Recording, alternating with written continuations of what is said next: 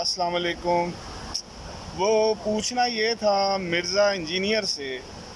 देखें, इसको मिर्ज़ा खाली कहने का दिल चाहता है, वैसे इसका पूरा नाम है मोहम्मद इंजीनियर मोहम्मद अली मिर्ज़ा है। तो इससे ये पूछना था कि वैसे तो ये इतना शातिर इंसान है कि ख़ुद इसने सदीक जान को कब्र परस्त आदमी कह दिया था। इतनी बड़ी इसने बात करके कुरान की आयत का रेफरेंस दे के अपने आप को जस्टिफाई किया था कि जी मुझ पर जुल्म हुआ है तो मैंने रिएक्शन में बोला है और मुझे कुरान इजाज़त दे रहा है। तो इससे मैंने तब भी पूछा था कि जो 9 मई का वाक़या हुआ ये हल्फन बताए, अगर तो वो पीटीआई ने किया है। पहली तो ये बात साबित नहीं है कि वो पीटीआई के वर्कर्स ने किया हो, क्योंकि इमरान खान की कभी भी तालीमात ये नहीं थी। इमरान खान तो आज भी इस स्टेज पर भी आकर कह रहा है कि पूरा मन रहना चाहिए।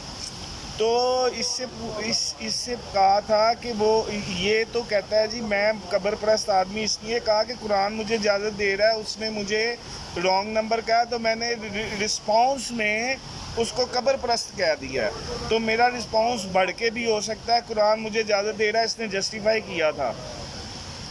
तो जो मैंने इससे पूछा था, मैंने कहा था कि जो 9 मई का वाक़या है, अगर तो वो पीटीआई के लोगों ने भी किया है तो तुम्हारा तो काम बनता था कि क्या ये हल्फन आके बताए, क्या वो रिएक्शन नहीं हो सकता था? जो कुछ इमरान खान साहब के साथ पहले हो चुका, उनका घर तोड़ा जा चुका, फायरिंग की जा चुकी, उनकी टांगों पे उनकी जान लेने की कोशिश हो चुकी, उनको घसीट के जेल में डाला गया जिस तरह 72 गाड़ी में, तो क्या वो रिएक्शन नहीं था? ये मिर्ज़ा इंजीनियर और इस तरह के कई यहाँ पर रॉन्ग नंबर हैं A to Z।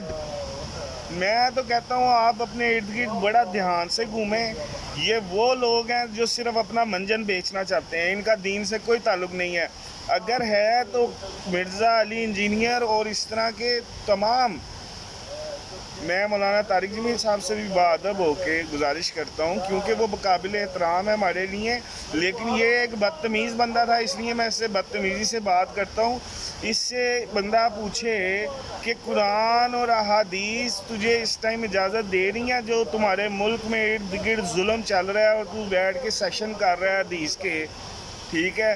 तेरे जैसे मौलवी वो थे जो, मुझे एक वाक़या याद आ गया, मैं उसकी ऑथेंटिसिटी मुझे इतनी नहीं है, लेकिन उससे जो लर्निंग है ना वो बड़ी अच्छी है, तो मैं वो शेयर करता हूँ। करबला के 50 साल बाद ना, करबला जब हो गया तो करबला के वाक़े के बाद कूफा से कुछ मिर्ज़ा अली इंजीनियर जैसे लोग चले मदीना और फतवा लेने गए कि कपड़ों पे अगर मच्छर बैठ जाए और हम मच्छर को मार दें तो उसके खून से कपड़े नापाक हो जाते हैं या नहीं होते, हम नमाज पढ़ सकते हैं कि नहीं पढ़ सकते। ये हालात हैं इन लोगों के, ठीक है? मुल्क में जो हो रहा है, ये कुरान की आयत निकालें, पूरा कुरान निकालें और अपनी अपनी अपनी हदीस निकालें, ठीक है? और ये मुझे बताए इसका फ़र्ज़ क्या बनता है करना, जो ये बैठ के सेशन कर रहे हैं, जितने भी हैं, ये जितने भी इस टाइम दीन को फैला रहे हैं और इस टाइम अपने सेशंस कर रहे हैं।